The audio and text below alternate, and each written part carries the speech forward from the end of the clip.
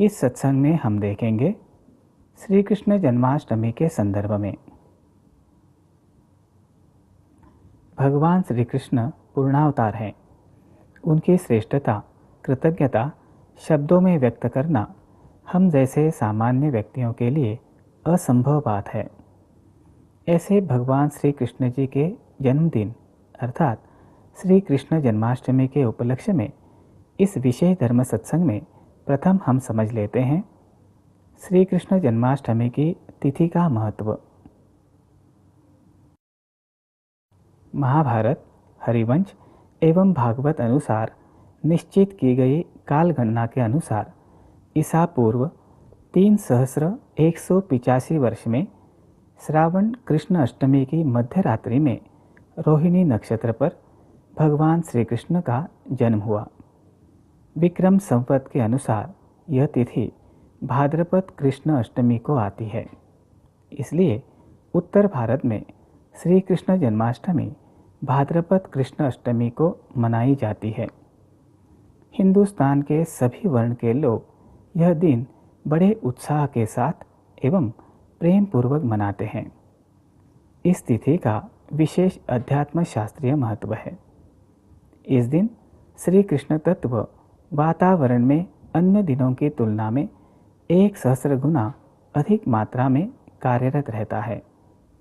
इस कारण श्रद्धापूर्वक उपासना करने वाले कृष्ण भक्तों को इस दिन भगवान श्री कृष्ण जी के अस्तित्व के संदर्भ में विविध अनुभूतियाँ होती है। आइए इस संदर्भ में सुनते हैं बोधप्रद अनुभूति। श्री कृष्ण जन्माष्टमी के दिन आकाश में रंगों के माध्यम से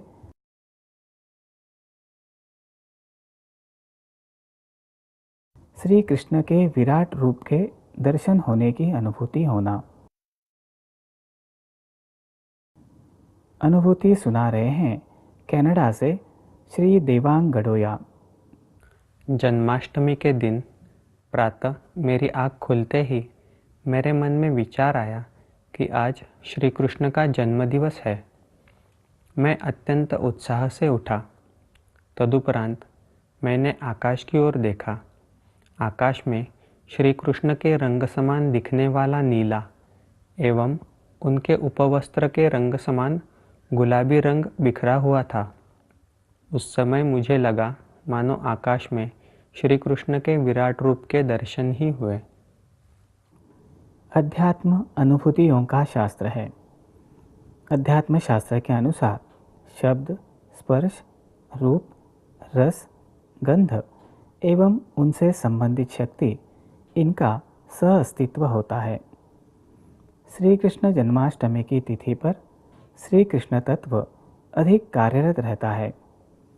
सनातन हिंदू धर्म का यह विधान अध्यात्म शास्त्रीय तथ्य पर आधारित है। श्री गडोया जी की अनुभूति से यह प्रमाणित होता है। आइए देखते हैं श्री कृष्ण जन्माष्टमी मनाने की पद्धति के विषय में। हिंदुस्तान में ही नहीं, संपूर्ण विश्व में श्री कृष्ण जन्माष्टमी अर्थात श्री कृष्ण जयंती बड़ी धूमधाम से मनाई जाती है। श्री कृष्ण जन्माष्टमी यह त्यौहार है, व्रत है और उत्सव भी है। आइए अब समझ लेते हैं श्री कृष्ण जन्माष्टमी उत्सव के विषय में। गोकुल, मथुरा, वृंदावन, द्वारका, पुरी श्री कृष्ण की उपासना संबंधी पवित्र स्थान है, जहाँ यह उत्सव विशेष रूप से मनाते हैं। इन दिनों वृंदावन में दोलोत्सव होता है, जो देखने योग्य होता है। अन्य क्षेत्रों में जगह जगह श्री कृष्ण जी के देवालयों में यह उत्सव मनाया जाता है। इस दिन कुछ लोग अपने घर में ही गोकुल वृंदावन की झांकी बनाकर श्री कृष्ण जन्मोत्सव मनाते हैं। वैष्णव पंथीय लोग यह दिन विशेष भक्तिभाव से मनाते हैं। अनेक वैष्णव देवालयों में दीपाराधना, शोभा यात्रा, कृष्ण लीला, भागवत पाठ, कीर्तन, भजन, नृत्य, गायन इत्यादि कार्यक्रम किए जाते हैं। ये कार्यक्रम श्रावण कृष्ण प्रतिपदा से श्रावण कृष्ण अष्टमी तक किए जाते हैं। आइए अब सुनते हैं श्री कृष्ण जन्माष्टमी व्रत के विषय में। यह व्रत श्रावण कृष्ण अष्टमी को किया जाता है और दूसरे दिन अर्थात श्रावण कृष्ण नवमी के दिन पारण कर व्रत की समाप्ति होती है। यह व्रत सर्वमान्य है। यह व्रत बाल, युवा, वृद्ध, स्त्री पुरुष सभी कर सकते हैं।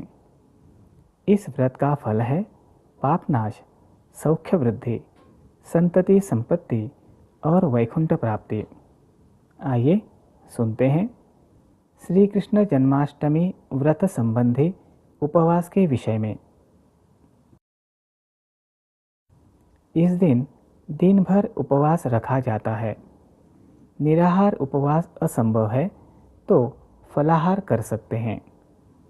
इससे एक दिन पूर्व अर्थात श्रावण कृष्ण सप्तमी को अंशमात्र भोजन करते हैं। आइए देखते हैं श्री कृष्ण जन्माष्टमी के दिन की जाने वाली पूजा की विधि।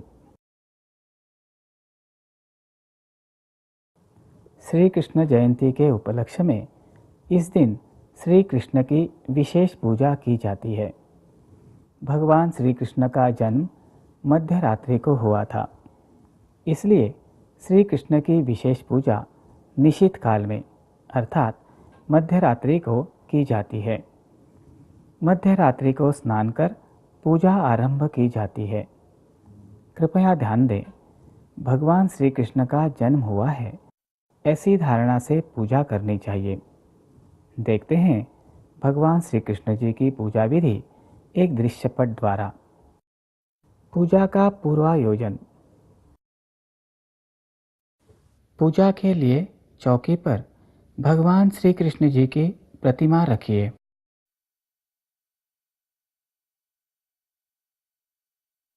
तदुपरांत श्री कृष्ण जी की प्रतिमा को चंदन तिलक लगाइए।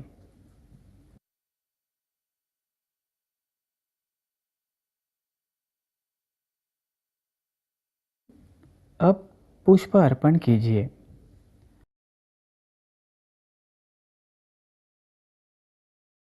संभव हो तो कृष्ण कमल के पुष्प चढ़ाइए।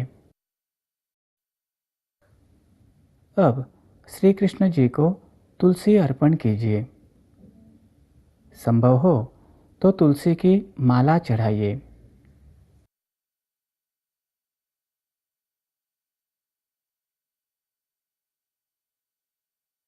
अब उद्बत्ती दिखाइए। 2 उद्बत्तियां लेकर घड़ी की सुइयों की दिशा में 3 बार घुमाइए।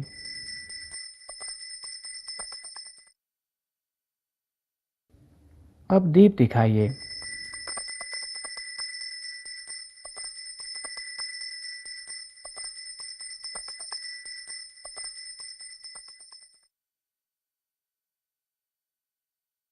अब दही पोहा अर्थात दही चिवड़ा का नैवेद्य निवेदित कीजिए।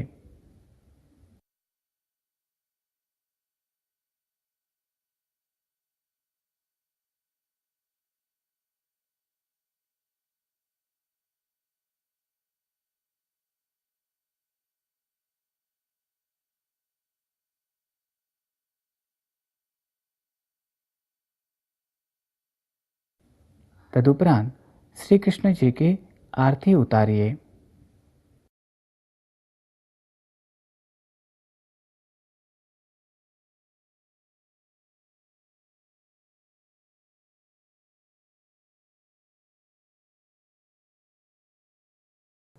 पूजा विधि के उपरांत संभव हो तो भगवान श्री कृष्ण जी की अल्पतम 3 या 3 गुना संख्या में परिक्रमा कीजिए। परिक्रमा करना संभव न हो तो अपने चारों ओर 3 बार घूमकर परिक्रमा लगाइए। उसके उपरांत शरणागत भाव से नमस्कार करते हुए प्रार्थना कीजिए। अंत में सबके साथ प्रसाद ग्रहण कीजिए। यहाँ ध्यान रखने योग्य बिंदु यह है कि पूजा विधि में संप्रदाय, प्रदेश, रूढ़ी इत्यादि के अनुसार कुछ भेद हो सकते हैं।